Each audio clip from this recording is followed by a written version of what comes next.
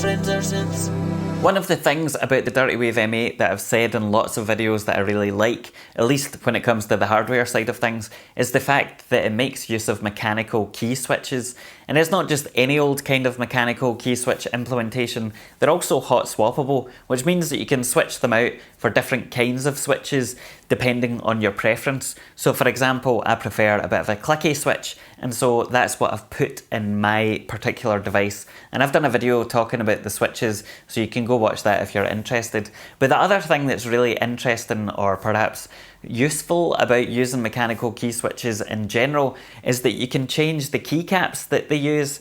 And the keycap is basically just a wee bit of plastic that sits on top of the switch that your fingers come into contact with.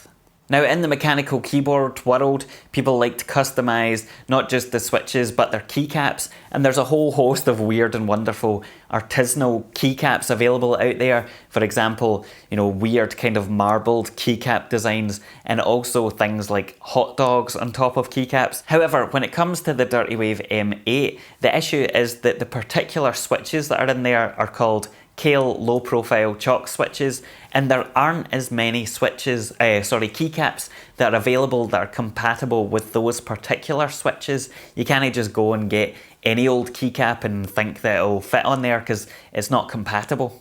Now, this was obviously a problem for me because I wanted to customize my Dirtywave M8 so that it felt a bit more like my device. And when I was looking, you really are quite limited in terms of the options of different keycaps that are out there that fit the Kailh low profile chalk switches. The ones that you'll find most commonly available on places like AliExpress and things like that will fit on the switches. However, they only come in white, black or transparent, and they also don't match the keycaps that come with the Dirtywave M8 as stock. The particular caps that come with the Dirtywave M8 are called MBK caps, and they're much more premium than the kind of standard Kailh caps that you find on the internet. They've got a better plastic, or at least that's what I've been informed, and they've also got a different kind of feel to them. They've got like a contour. So if you try and kind of use those cheap switches, or cheap caps, sorry, from AliExpress alongside the MBK caps, then it's not going to be a wonderful experience. The only problem, of course, is that the MBK caps only come in black or white, so you're really very limited in terms of the customization you can get if you want to get the exact same keycaps for your M8. And there are a couple of places online that offer colourful MBK keycaps, and so I was going to buy a couple for my own device, but I ran into a few issues, or a few interesting things. First of all, they don't ship to the UK or Europe, which is obviously a big problem for me. And second of all, these aren't actually made in these colours. The people that are running these shops are just custom dyeing the white keycaps, as far as I'm aware. And this got me thinking, because I'm the sort of person that gets these ideas and then ends up doing something stupid. And so I thought, if they are just dyeing the white keycaps, why can't I just buy a whole pile of these keycaps and dye them, and that way I won't have to argue with them about import tax into Scotland or whatever. And so that's exactly what I've done. I ordered a whole pile of different keycaps, and I have decided to dye them. Now, one thing to note is that I discovered that the keycaps on the Dirtywave M8 are different after I had ordered something like 80 of the caps from AliExpress, and so there was some initial mistakes made. However, the process for dyeing these caps is actually fairly simple. The issue is really that if you want to just do a few, it's definitely not economical. You need to kind of be a bit of a mad idiot in order to do this. So I'd got a pile of MBK white keycaps from somewhere, and I proceeded to dye them. Now, the actual process is fairly straightforward. You buy this kind of dye, which I think is called poly eye dye. I can't remember, but I'll put that up on the screen somewhere. Now, you need this particular kind of dye because it's very strong, and it's one of the few dyes that is actually going to permeate the plastic on the keycap. You can't use RIT dye or anything like that because it won't work. Within the packet of the dye, you basically get some kind of colour stabiliser or colour strengthener thing, which kind of looks like alcohol hand gel. And you also get this wee dye pack, which comes in like a wee tea bag sort of packet. Now, when I got mine, I didn't realise that you're theoretically meant to just drop the whole pack in with the plastic and all, but I cut mine in half so I could get a bit more use out of them, because really this dye is intended for like clothes and other plastics like that. It's not really meant for just wee keycaps. Anyway, once you've got your dye, you basically put it in a big pot, put it on your stove, and put boiling water in there and then stir it, and you keep it at about 95 to 100 degrees Celsius, and after a certain amount of time the keycaps will come out a gloriously different colour. The instructions for the dye does say that it will take about 30 to 45 minutes for the plastic to soak up the dye, and so on my first attempt I did leave the keycaps in there for about 45 minutes. However, on my second attempt I realised that actually it definitely doesn't need that long, and you can probably do it for about 15 minutes or even less depending on the kind of strength of colour that you want.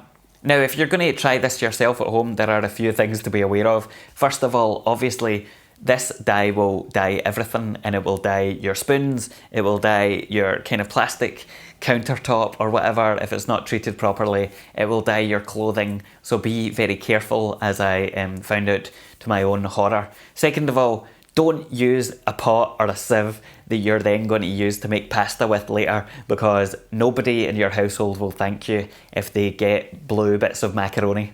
Third of all, this stuff does stink, and especially on the first time I tried it, where I didn't use a lid on the pot or anything like that, I just kind of boiled the water with the dye. It really did stink the place out, and I had to have all the windows open for a full day in order to get rid of the smell, so be aware of that. If you have a tiny internal kitchen like I happen to have, then perhaps this is not the most smart idea to go through with, but hey, here we are. Anyway, I've done a bunch of different batches of these caps now, and something I realised afterwards is that you really need to wash them thoroughly multiple times, because even if you think they're clean, there are still some bits of dye residue on there. And when I did my first batch, when they came out, I thought that they hadn't really worked because there was patches all over a bunch of them, and it wasn't until later that I realised, oh, it's just that you really do need to kind of scrub them. And at first you're a bit wary because you don't want to scrub all the dye off, but don't worry, you can actually, you know, scrub them properly with soap, and you should probably do it quite a few times.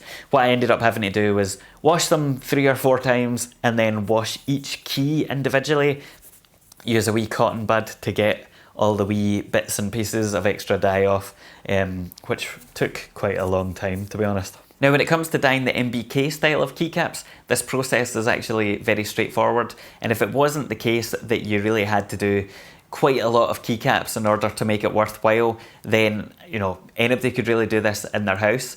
But if you're thinking about doing the same process with the keycaps you find on AliExpress, the kind of cheaper ones that you find, then I wouldn't recommend that, because they're made of a different kind of plastic. Specifically, I believe they're ABS. Whatever kind of plastic they might be, there are a few issues if you try and dye these cheaper caps. First of all, the white ones aren't actually white, I don't think. They're just painted white, and that means when you dye them, the paint kind of comes off. So even if it takes some of the dye, it doesn't stick properly. And when I experimented with it, the edges of the cap became just black because the paint had worn off and underneath was some darker colour. So that's not ideal, especially since I've still got 80 of these just sitting here that I can't do anything with. But I did discover that the transparent caps that I got dyed quite nicely. However, you do have to be careful with them because there is a danger that the plastic will melt at the point that the dye starts to activate. So what I did was just keep them on a very kind of low heat, maybe about 80 to 90 degrees Celsius, and I stirred them. I took them off the heat repeatedly, and I watched them really carefully to make sure they didn't kind of melt away into nothing. I've got some here though, and you can see that they actually came out okay. This one is a kind of translucent turquoise colour, and I also have a transparent pink colour, which also looks quite nice. So assuming that I didn't permanently poison myself with the fumes that came off of that dye, then my great dyeing experiment was actually something of a success. And in my first batch, I made what was meant to be golden yellow keycaps, but some of them came out more orange than golden yellow. And that's why if you've seen my other videos with the Dirtywave M8, that's where I got those orange keycaps from.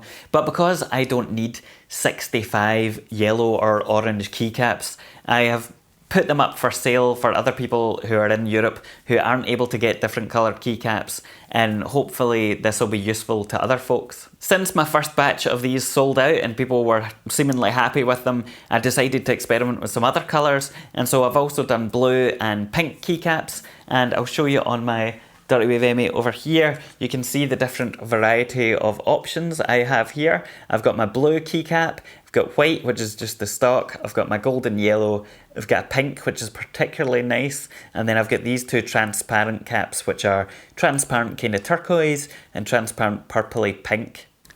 If you're interested in getting your own custom keycaps for the Dirtywave M8 and you can't find any anywhere, they're sold out, or you live in Europe or the UK and you aren't sure where you're going to be able to get them, then I'm going to leave a link to my Etsy shop down below. I've set this up just so I can sell off the excess keycaps basically, because as I said, even though I'm doing this for my own purposes, it doesn't make sense to do it just to make like 8 at a time. If you do look at the Etsy link down below and there aren't any left, then I apologise. I'm not doing this in some kind of mass way to make loads of money or anything. I'm just trying to cover the material costs really. But give me a comment down below if you're looking for different colours, and I will post an update or something if I make some more in the future. I'd love to hear from anybody who has dyed their own keycaps, particularly anybody who's had success in dyeing those keycaps from AliExpress, because otherwise I have a huge bundle sitting here that I can't actually do anything with. But for now, until then, go have a look at the Etsy thing, buy all of my colourful keycap cast-offs, and I will see you another day.